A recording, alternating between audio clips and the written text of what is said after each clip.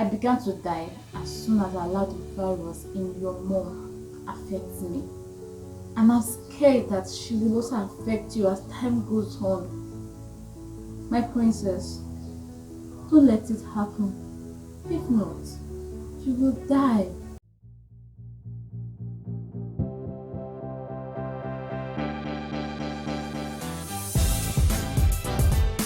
Hi, good morning, good afternoon, good evening, whatsoever time you're watching this video, I did it for you.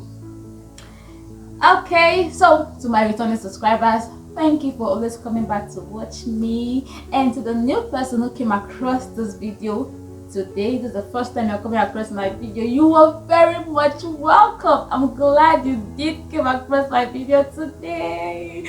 Okay, so in this channel I tell amazing stories,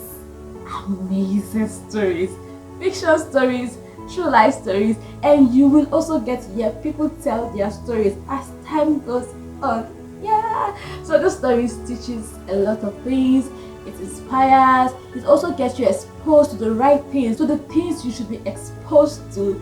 Yeah, I do this every weekend, every Friday and Saturday. And so in this weekend, I'll be telling a story I titled Deadly Virus. Like deadly virus. In this story, you are going to be knowing the virus that kills people in a way that they don't even know they are dying. It's like a green snake under the green grass. And the first step to avoiding a green snake from biting you is knowing that there's a green snake there so you can avoid it. So in this story, I'm going to be exposing what this virus is so you can avoid it by all means. Yes, it's a virus that kills. Alright, so let's get the story started. This weekend, I'll be telling you a story about the Mr. Johnson's family. Mr. Johnson was married with two beautiful daughters who happened to be twins. And their names were Princess and Precious. Princess was the first child to come into this world, while Precious was the second child. And if it was Yoruba land, Princess would be called Taye and Precious will be called Kenny. That is the first child in the twin in Yoruba land. Here in Africa is called Taye, while the second child is called Kende. Okay, so Mr. Johnson was a pastor while his wife, Mrs. Johnson, was a doctor. Now these two parents loved their kids so much. When they were little, they showed them so much love and they do it equally. Whatever they get Princess, they get for Precious. Whatever they get for Precious, they get for Princess. They treat them the way they love to be treated. Yeah, so they love them equally.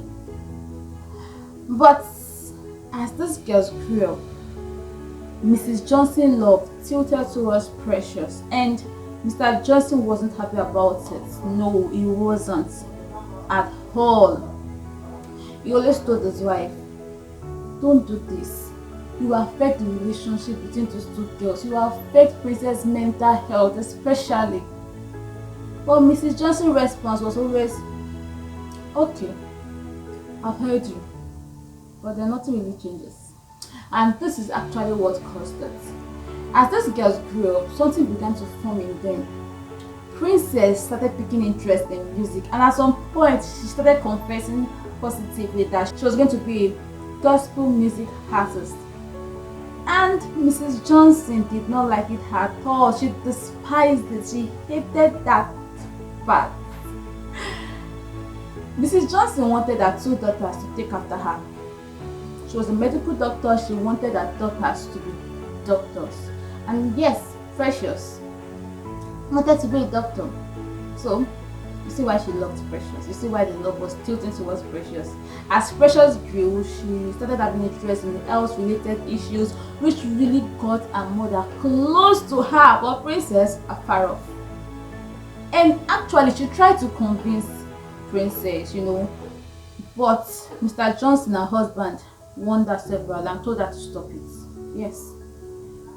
So she was just doing it slowly, like she was doing it in a subtle way, trying to convince Princess, and through her actions, through her words, through that partiality of a thing, but Mr. Johnson was really against it. From his own end, he didn't see a problem with Princess becoming a music artist and Precious becoming a doctor. No, he loved both of them equally and showed them that love equally. He wasn't being partial at all. But for Mrs. Johnson, it was the other way around.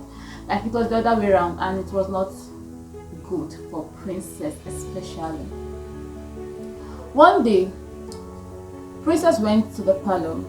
She went to the sitting room and she was crying. Like she was crying bitterly when Mr. Johnson, her father, came in. He came in and met her crying, and he immediately went to meet her, sat down beside her, tried and brought her closer to himself and called Princess. He called her name in a very sweet tone, "My princess." He then asked, "Why are you crying?" Princess responded, "Precious is a better daughter than I am." Mr. Johnson shook his head. "No, you and your sisters are amazing. You both are the best." Princess shook her head and said, "No, Daddy, Precious is better than me. When we both returned from school, Precious went to stay with Mom and talk with her, but when I went in to join both of them, Mommy asked me to go out." Mr. Johnson felt tired within him. He wasn't happy, but then he has to just find a way around and pet Princess to stop crying, telling her she was the best, her sister was the best, both of them were just the best, not trying to make Precious better than her and all that. Princess kept on crying.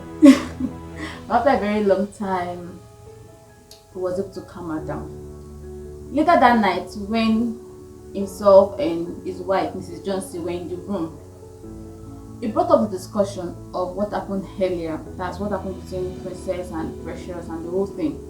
And he was talking to his wife.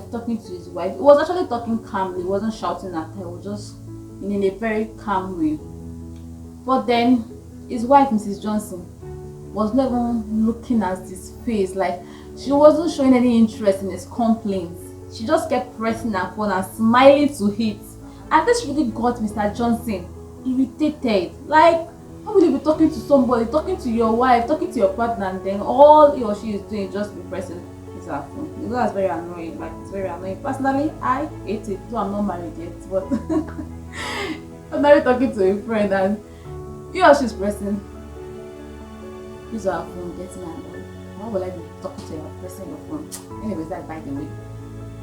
So this is what Mrs. Johnson was doing, just pressing her phone and smiling to it. But then Mr. Johnson still remained calm. He kept on talking to her, but still, this woman, his wife, was not giving him any attention. At some point, he had to snatch the phone from her hand gently. But then, wahala, problem. Mrs. Johnson got so angry and raised her voice at him, and these were her words: "Johnson, you have no right or whatsoever to tell me how to treat my daughters, because I'm the one catering for them now. Pastor, if I and your daughters were to depend on you, are we still going to be alive? I've been telling you one thing for several years, but no, you refuse to do it. You decided to do your own, and now see where you are. Johnson, never in your life should you try to tell me how to behave or how to treat those girls. They are my responsibilities, right? Then leave them to me." After saying this, she took back her phone from his hands, and Mr. Johnson was speechless. He just kept staring at his wife. The next day, very early in the morning, Mr. Johnson woke up and went to prepare breakfast for his wife to serve her on bed as per breakfast on bed. Okay, so when Mrs. Johnson woke up, she saw the breakfast served. She smiled at it. But then as soon as she noticed her husband kneeling right beside her, she frowned. But then her husband started begging her, pleading with her. He said to her, babe, please, Please treat Princess the same way you treat Precious. Stop making her feel less of herself. It's not good for her relationship with her sister. It's not good for her mental health. Please.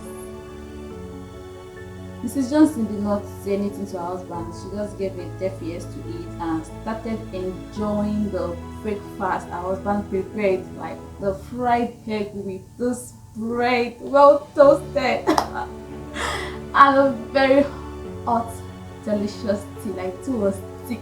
The way I like it.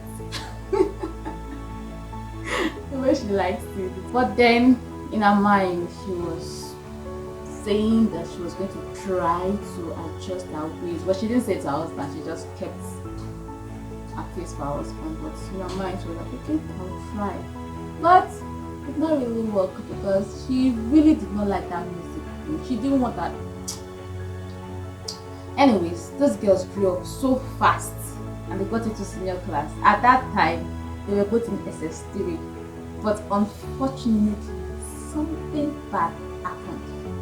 Mr. Johnson fell sick. Like, he was so sick to the point of death.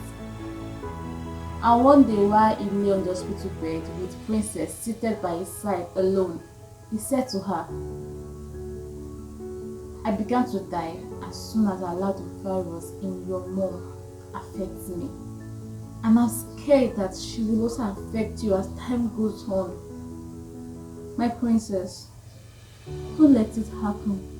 If not, you will die.